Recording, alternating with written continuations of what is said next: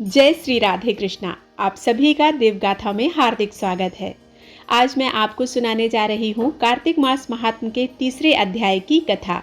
आपको यह कथाएं यदि पसंद आती हैं तो वीडियो को लाइक और चैनल को सब्सक्राइब करना मत भूलिएगा।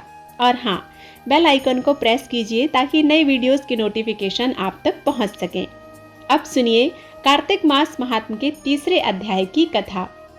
सत्यभामा ने कहा, हे प्रभु, आप तो सभी काल में व्यापक हैं और सभी काल आपके आगे एक समान हैं। फिर यह कार्तिक मास ही सभी मासों में श्रेष्ठ क्यों है? आप सब तिथियों में एकादशी और सभी मासों में कार्तिक मास को ही अपना प्रिय क्यों कहते हैं? इसका कारण बतलाइए। भगवान श्री कृष्ण कहते हैं, हे भागिने, तुमने बहुत अच्छा प्रश्न किया है। मैं तुम्हें इसका उत्तर देता हूँ, ध्यान पूर्वक सुनो।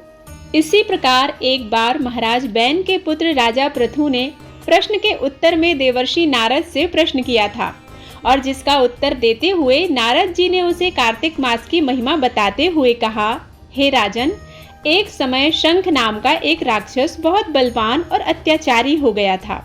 उसके अत्याचारों से तीनों लोकों में त्राही त्राही मच गई।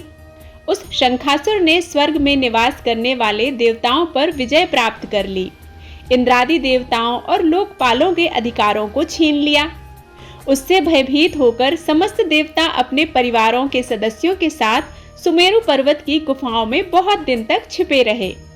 इसके बाद वे निश्चिंत होकर सुमेरु पर्वत की गुफाओं में ही रहने लगे।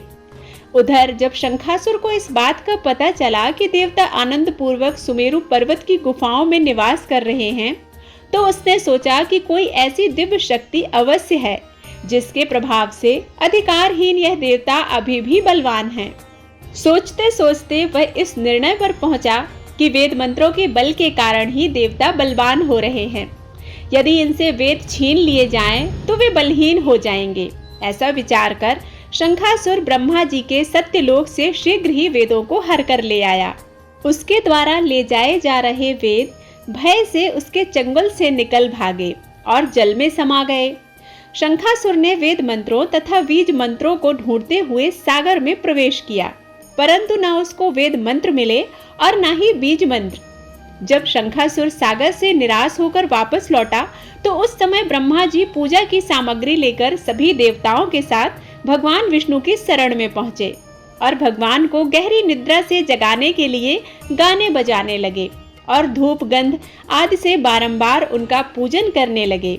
धूप दीप नैवेद्य आदि अर्पित किए जाने पर भगवान की निद्रा टूटी और वह देवताओं सहित ब्रह्मा जी को अपना पूजन करते हुए देखकर बहुत प्रसन्न हुए और कहने लगे, मैं आप लोगों के इस कीर्तन और मंगलाचरण से बहुत प्रसन्न हूँ।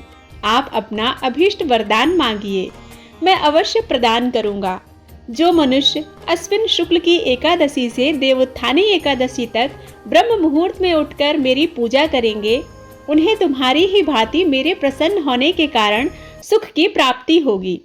अब आप लोग जो पाद्य अर्घ आचमन और जल आदि सामग्री मेरे लिए लाए हैं, वे अनंत गुणों वाली होकर आपका कल्याण करेंगी। शंखासुर द्वारा हरे गए संपूर्ण वेद जल में स्थित हैं। मैं सागर पुत्र शंखासुर का वध करके उन वेदों को अभी लाता हूँ। आज से बीज मंत्र और वेदों सहित मैं प्रतिवर्ष कार्तिक मास में जल में विश्राम करूँगा। अब मैं मत्स्य का रूप धारण करके जल में जाता हूँ। तुम सब देवता भी मुनीश्वरों सहित मेरे साथ जल में आओ। इस कार्तिक मास में जो श्रेष्ठ मनुष्य प्रातःकाल स्नान करते हैं, वे सब यज्ञ के स्नान द्वारा भली भांति नहा लेते हैं। हे देवेंद्र, कार्तिक मास में व्रत करने वालों को सब प्रकार से धन पुत्र पुत्री आदि देते हैं और उनकी सभी विपत्तियों से रक्षा करते हैं। हे धनपति कुबेर, मेरी आज्ञा के अनुसार तुम उनके धन धान्य की वृद्धि करना, क्योंकि इस प्रकार का आचरण करने वाला मनुष्य मेरा रूप धारण करके जीवन मुक्त हो जाता है। जो मनुष्य जन्म से लेकर मृत्यु पर्यंत विधि पूर्वक इस उत्तम व्रत को करता है, वह आप लोगों का भी पूजनीय है। कार्तिक शुक्ल पक्ष की एकादशी को तुम लोगों ने मुझे जगाया है, इसलिए यह तिथि मेरे लिए अत्यंत प्रीतिदायिनी और माननीय है। हे देवताओं, यह दोनों व्रत नियम पूर्वक करने से मनुष्य मेरा सानिध्य प्राप्त कर लेते हैं। इन व्रतों को करने से जो फल मिलता है वह अन्य किसी व्रत से नहीं मिलता। इसलिए प्रत्येक मनुष्य को सुखी और निरोगी रहने के लिए कार्तिक महात्म और एकादशी की कथा सुनते हुए सभी नियमों का पालन करना चाहिए। यहाँ पर तीसरा अध्याय समाप्त होता है। चौथे अध्याय को सुनने के लिए आप हमारे साथ जुड़े रहें। जय श्री राधे कृष्णा।